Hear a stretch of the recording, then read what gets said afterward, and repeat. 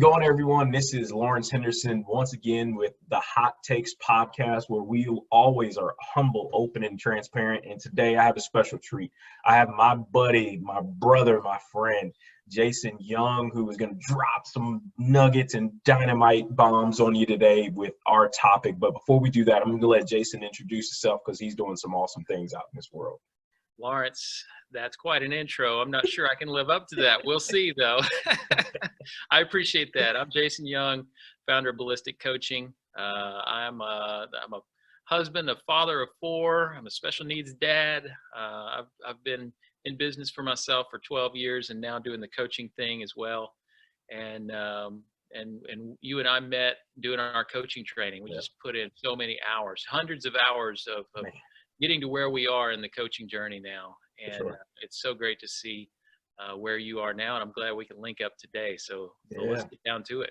Yeah, man. Well, as you know, again, our thing is to check in on each other and text. And when you text me yesterday and you made a statement, and I think you don't even realize you just be dropping these bombs off, and you just made a comment about pushing past shadows and then adding on kind of a living with intention, living with purpose. But I want you to go deeper on that. What is pushing past shadows and living with purpose, living with intention? Like, maybe break them up and go for it, man. So all of the coaching clients I work with, and just, the people I care about the most in my life, my family, my friends, my coworkers, I try to help them figure out what their core values are in life and what's really important to them. And usually when somebody is really stressed, they are not living up to their core values in some way. And so, that stress can usually be identified on an energy assessment. So you and I both know about the energy assessments, where we can find areas in people's life that really is causing a lot of stress and anxiety and just negative emotions and energy in their life. So we kind of overlay that energy assessment on top of their core values assessment and figure out where in their life they're not living up to their core values. And then we start looking for the reason for that. And a lot of times it comes down to a gremlin. And if you don't know what a gremlin is, it's just basically that inner voice inside your head saying that you can't do something. You're not good enough to do something. That's not you. And that voice, that gremlin, that demon, it keeps a lot of people living in the shadow of their true self. Wow. And so when I texted that to you, I was just impressed with everything I'd seen from you during all of this, these troubling times we're having in the world right now with the pandemic, and how you've just really embraced all of that, and you're refusing to live in the shadow of the real Lawrence. You are embodying Lawrence, and I love it. I love every minute of it. So I'm tuned in to you, brother, and I appreciate you, man. I'm really proud of where you are. Yeah, man. But one of the things that jumped out at me is when you really talk about living from your values and living from the things that serve you. People always hear me talk about values. My wife is sick and tired of me talking about values because I always tell people it starts there.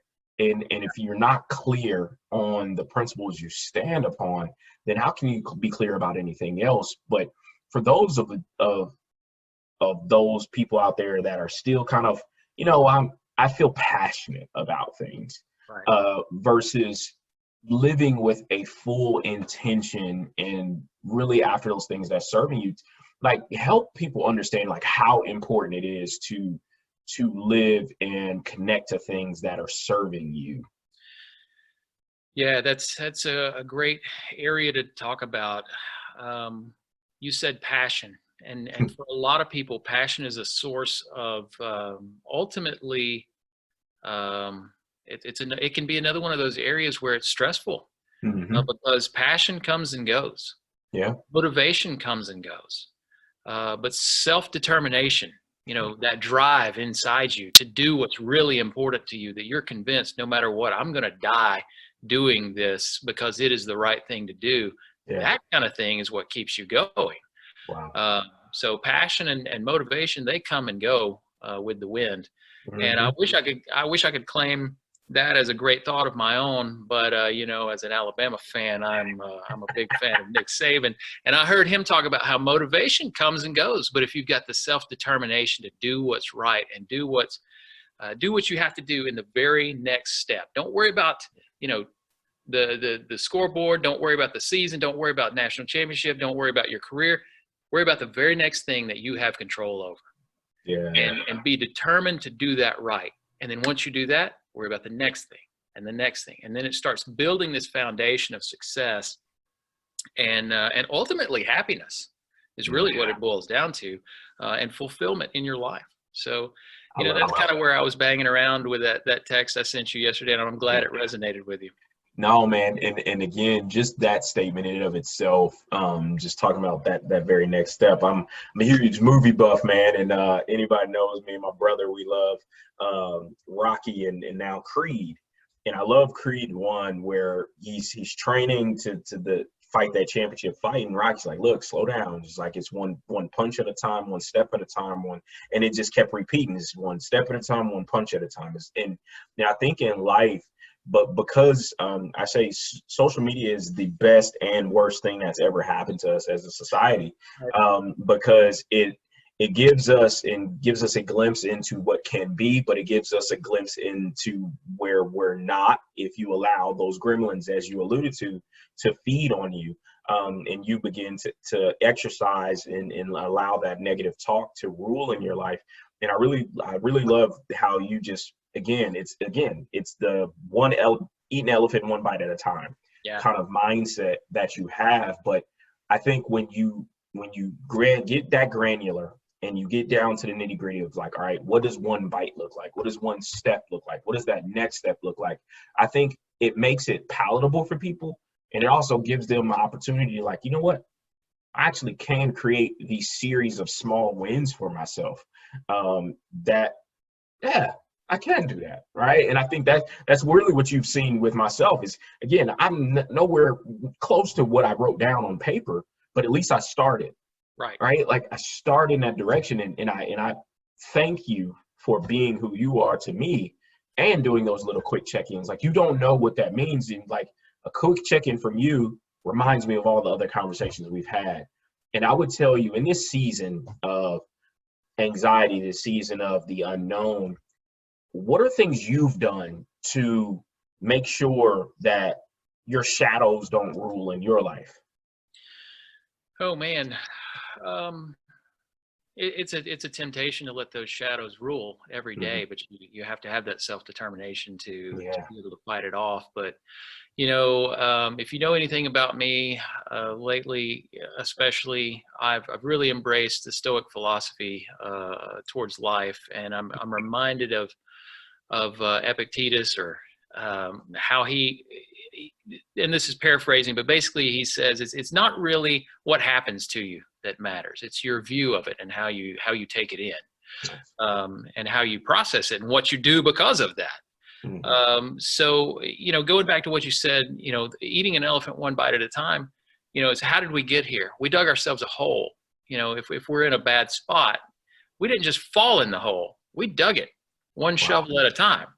And so how are we going to get out of this? Well, one shovel at a time. And so, you know, we're going to have to work our way out of this. So every day, taking a little bit of time to do that, that work on yourself, that self-mastery, the taking a little bit, if you're a person of faith, a few moments of prayer, meditation, you know, if you, oh my gosh, this next one, taking the time to take care of your physical body, getting a sufficient sleep, good nutrition, lots of water, getting some exercise, and you know, just getting some sunlight and things like that. That sets your mind up, your psychology gets put in a better spot because you're taking care of your physical body. So all of it kind of plays together, and you know, it's really going back to that. It's not really what happens to you. You know, those things are out of your control. Just focus on the things that are in your control. So, you know, what can you do? And I just determined at the beginning of this pandemic, you know, stay at home order kind of stuff, that I was not going to be a couch potato and play video games and, you know, just waste this time. Yeah. I'm going to use it to draw closer to my family, build stronger bridges to my wife and children and connections to them. And I'm going to check in on the people that I really care about and make sure they know I care about them. And I'm going to learn more. I'm going to read more. I'm going to work more. I'm going to solve bigger problems. And so far it's worked out really well. I mean, every few days I still have to, take a crash on the couch and get a nap in or something, but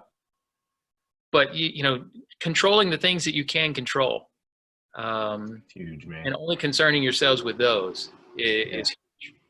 Man, so the biggest thing that, and you said a ton there, and I hope the listeners and the viewers, they got their notepad out and their pencils out. But the biggest thing that you said was about to me is making sure you're doing things not only to check in, but building towards coming out of this, not just as you were when you went into it, but better.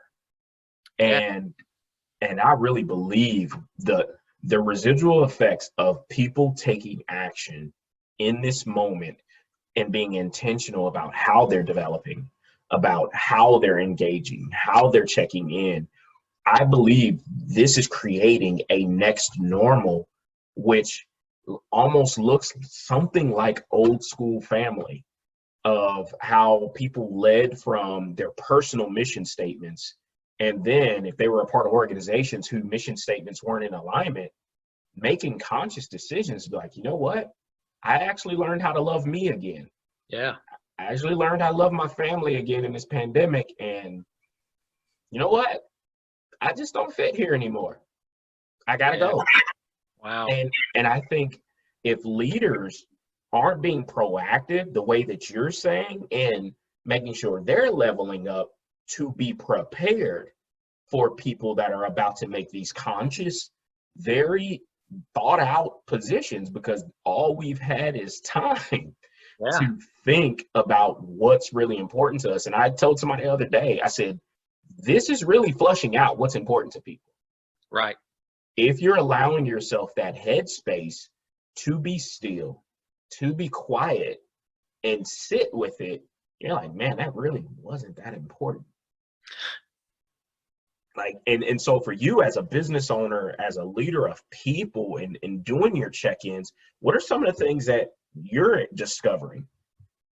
Well, whenever things go off the rails and don't end up like you thought they would, or they take a turn in a direction you didn't expect, you have to look at that as an opportunity to try something different. Mm-hmm. And so my entire crew has been working from home. This is something that we've known we could do that kind of thing. If somebody's sick, just a head cold or something like that, we let them work from home until they feel better. We don't want them bringing that into the office, but literally 100% of our workforce, including me, has been working remote.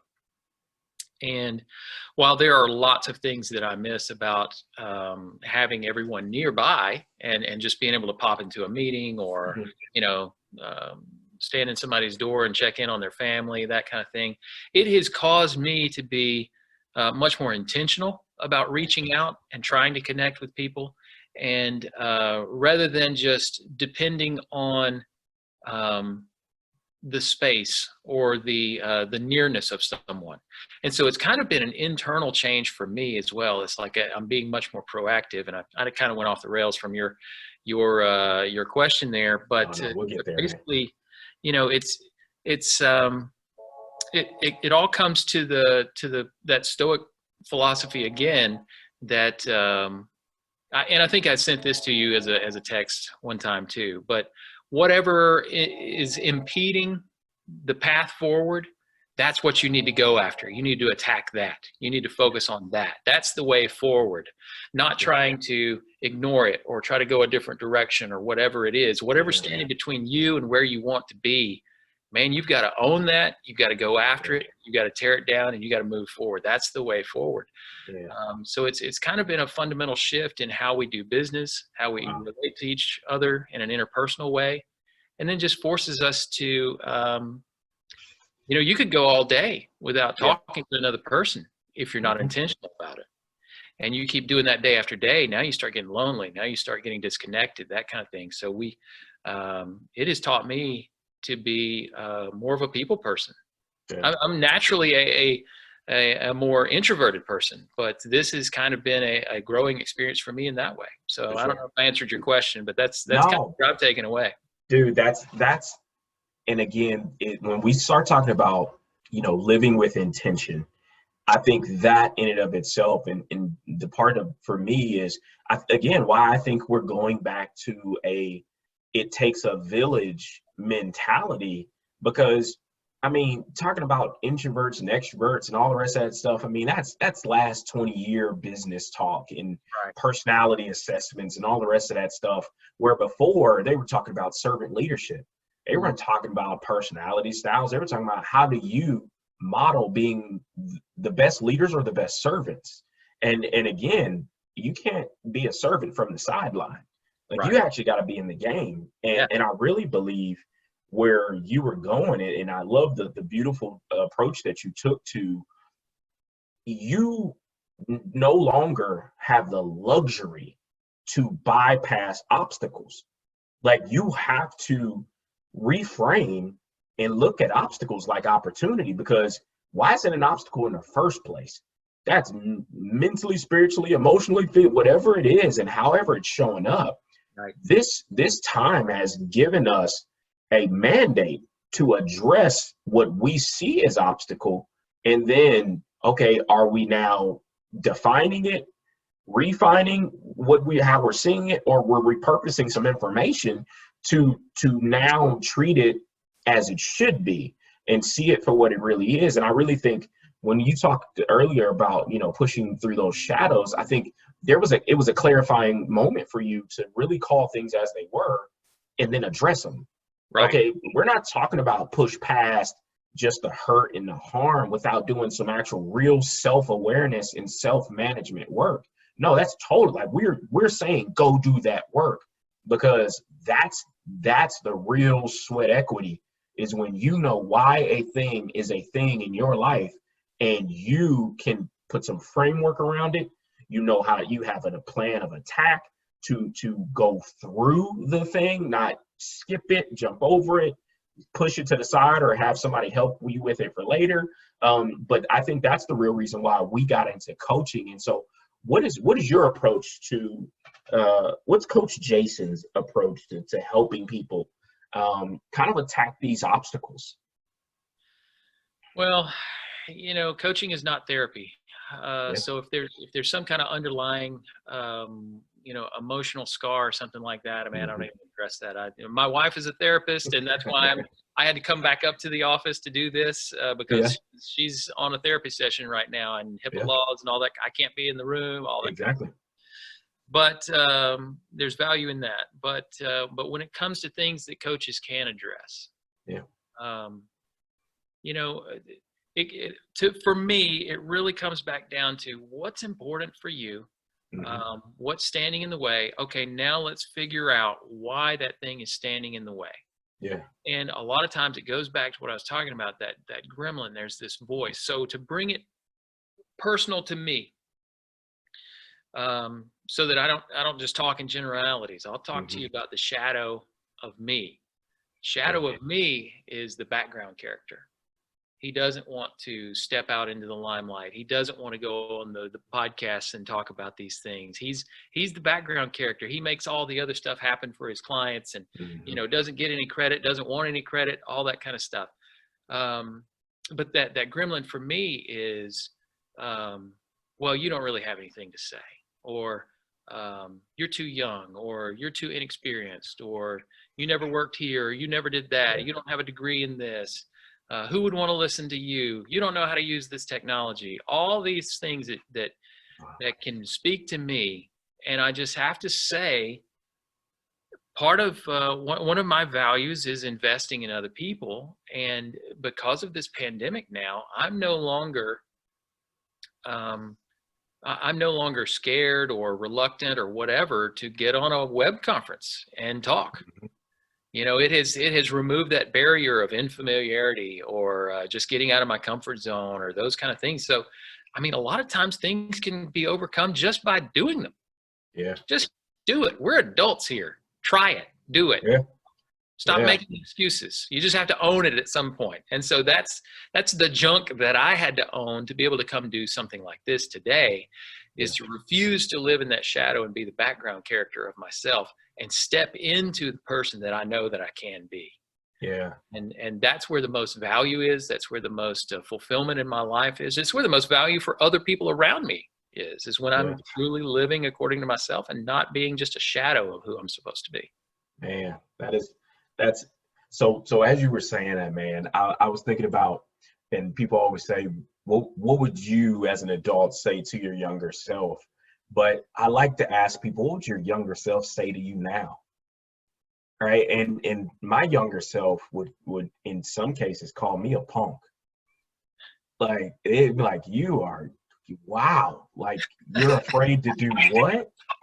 Like you don't remember us throwing ourselves out of a perfectly good airplane during airborne school? Like you don't remember us going on 3-hour foot patrols in Iraq and those little tink sounds on an up armored vehicle being bullets? Like you don't remember that stuff? And you're afraid to do a video call? Like, are you kidding me? Right. And so I think for a lot of us, just those moments of check-in, right? Of, okay, stop, right? And that pause, and just to allude to your point of that self-talk, if we allow it to be louder than who we've been and the actual truth in our lives, it could become very, very paralyzing. And I've had several clients who, when you go through their resume, it is, I mean, some of the most amazing accomplishments, but the things that they're allowing to let rule is it only in their head, with no other commentary or truth to it or anything. And it's amazing how these perceptions of ourselves, we can really create a finite reality. And I love what you said about just going out and doing it. Right? It can begin to change the narrative. And I believe we all have to get to that point. And I would say, if you had somebody in front of you, what's one thing that they could do, one tangible thing that they could do today to begin moving themselves past what potentially is a shadow for them? Well, it's hard to point out just one thing. There's so many areas where we can work, but a life mantra. And so I'll kind of bring it back to me a little more so that I can take it in a direction. Pretty much my life mantra has been, I already have everything I need to be happy. It's already there. We've got to uncover it. And how are we going to uncover it? We're going to try different things. Yeah. So, what's the worst that could happen? That's another Stoic philosophy. You think through what could be the worst possible outcome, and you think how you would respond to that, and what would change, and all of that. And then you think, what are some of the great things that could happen because of it? And usually it's somewhere way on closer to that end of the spectrum than the worst. And so just naming the worst that could happen and agreeing with yourself that, okay, that's really not that bad. And just giving you just enough confidence to take that first step, because that's what we're doing here. We're eating this elephant one bite at a time. All we got to do is pick up the spoon at first. Yeah. Then we gotta get some elephant on the spoon, and then we gotta chew it, and then we gotta eat it, and then we gotta do it all over again. So these are tiny little steps that we can take. So I just identify the one tiny little step that you can take in this moment, not just today, not this week, this moment right now. What is the one thing that you can do to step from your shadow and into who you really are? Man, there you go, folks. That's my guy, Jason Young. I told you he was going to be dropping dimes, dropping nuggets, and guess what? Y'all didn't even have to pay him for that. Man, next time you got to pay. That was your free consultation. You just listen to it. If you're going to reach out to Jason, you full blown, you're entering into a package. That's what we're doing. but no, man, Jason, I appreciate you just dropping in on us and just giving of yourself and your gifts, your talents. And man, you are a beautiful mind, and a strategic leader, and a bit even better friend, and accountability partner. And so I thank you for being on this podcast, this video broadcast today. And tell people how they can find you, man. Yeah. So, part of me stepping out of my shadow and into who I truly am has been actually, not just running the business that I run, but going ahead and embracing Jason as a coach. So you can reach me at ballisticcoaching.com or on Instagram at ballisticcoaching. And those two ways you can find me, get in touch with me if you want to learn more. I'd be happy to help. And man, I just really appreciate you having me on the podcast today. It's so good to see your face again too, after all that we've been through in the last I'm few telling weeks. you, man. So thank No, you. man. Thank you. My pleasure, man. And again, reach out to Jason. You will not regret it, and you'll only regret it if you don't. And you're looking for a partner to bridge the gap between where you are and where you desire to be in your organization. So until next time, folks, be well and continue to connect the dots.